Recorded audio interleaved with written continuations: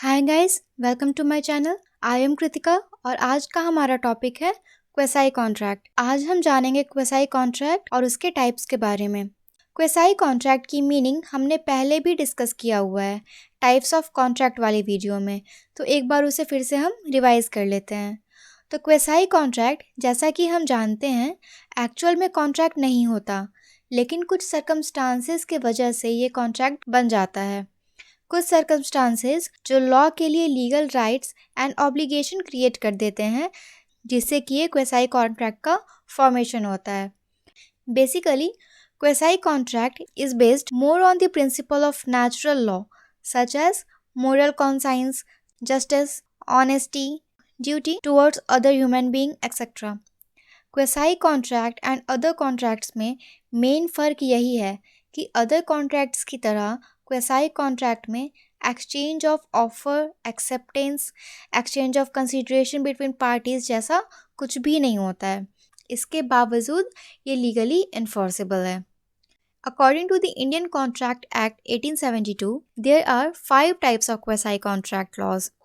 These are supply of necessities, payment by an interested party, obligation to pay for a non-gratuitous act, finder of goods, a mistake of coercion। तो सबसे पहले हम बात करेंगे supply of necessities की। Supply of necessities हमारा कहता है कि जब कोई इंडिविजुअल किसी ऐसे पर्सन को जो ल्यूनाटिक है या फिजिकली या मेंटली डिस्टर्ब है, उसको सपोर्ट करता है, हेल्प करता है उसके बेसिक नीड्स को पूरा करने में, उसके डे टू डे लाइफ में उसको सपोर्ट करता है, तो वो इंडिविजुअल उस पर्सन की जिसको वो सपोर्ट कर रहा है, जिसकी वो हेल्प कर रहा है, उसकी प्रॉपर्टी में हकदार होता है। प्रॉपर्टी में हकदार होना इन सेंस रिम्बर्समेंट के लिए हकदार होता है उसके प्रॉपर्टी में। नेक्स्ट है payment by an interested party.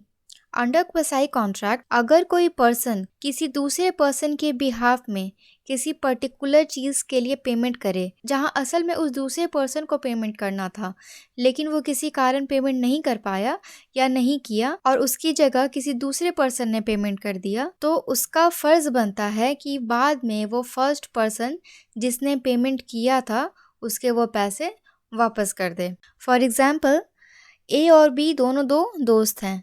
ए ने जेड से कुछ पैसे उधार लिए थे। जेड उसके पास आया और उसे अपने पैसे वापस करने को कहता है, लेकिन ए के पास उस वक्त पैसे नहीं थे, तो उसके बदले उसके दोस्त बी ने जेड को पैसे दे दिए। लेकिन अब ए की रिस्पॉन्सिबिलिटी बनती है कि वो बी को उसके पैसे वापस करे।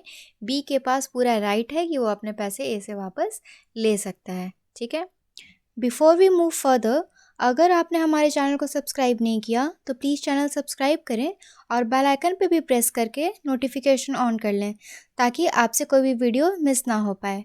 वीडियो अगर पसंद आए तो इसे लाइक और दोस्तों के साथ शेयर भी ज़रूर करें। Third one is obligation to pay for a non gratuitous act. It says in circumstances when a person performs an act for another which he or she is legally bound to do and which is not performed out of gratitude, then the person for whom it is being done must compensate the former। यानी जब कोई person किसी दूसरे के लिए कोई काम या कोई एक्ट परफॉर्म कर रहा हो जो कि उसका काम ही है, वो लीगली बाउंड है उस काम को करने के लिए, तो ऐसे में जिस पर्सन के लिए एक्ट परफॉर्म किया जा रहा हो या किया गया हो, उसे उस पर्सन को जिसने उसका काम किया हो कंपनसेट करना होगा। इसके लिए एक एग्जांपल देखते हैं। जैसे मान लें आपने किसी शॉप से कुछ सामान खरीदा और शॉपकीपर को कहा वो सामान आपके घर पे डिलीवर करने के लिए। ऐसे में जब वो शॉपकीपर आपके घर पे आकर वो सामान डिलीवर करता है, तो ऐसे में आप लीगली बाउंड हैं उसके द्वारा किए गए सर्विस के बदले पेमेंट करने के लिए। आपको उसको पेमेंट करना होगा, पे करना होगा। लेकिन अगर आप खरीदारी करते वक्त अपना कोई सामान उसकी शॉप पर भूल गए, जैसे अपना फ़ोन, चश्मा, पर्स या कुछ भी अगर उसकी शॉप पर आप भूल गए हैं और वो शॉपकीपर आपको आपका सामान वापस करने आपके घर पर आता है, तो ऐसे में आप उसको पेमेंट करने के लिए लायबल नहीं हैं, as it was an act of gratuity. Next type of quasi contract is finder of goods. It says कि अगर किसी पर्सन को किसी दूसरे पर्सन का कोई खोया सामान मिलता है तो उसका फर्ज है कि वो उसे संभाल कर अपने पास रखे और जिसका है वो उसे ढूंढने की कोशिश करे, उसे कांटेक्ट करके किसी भी तरीके से उसे ढूंढे और उसे वो सामान वापस कर दे। इन केस अगर कोशिश करने के बावजूद वो उस पर्सन का पता नहीं लगा पा रहा हो जिसका कि सामान खोया हो, तो ऐसे में फाइंडर उस सामान को हमेशा के लिए अपना मानकर अपने पास में रख सकता है as according to quasi contract. Fifth is a mistake of coercion. Contract law states that an individual who receive any item by mistake or through coercion is legally bound to return the item or repay the person who initially made the payment.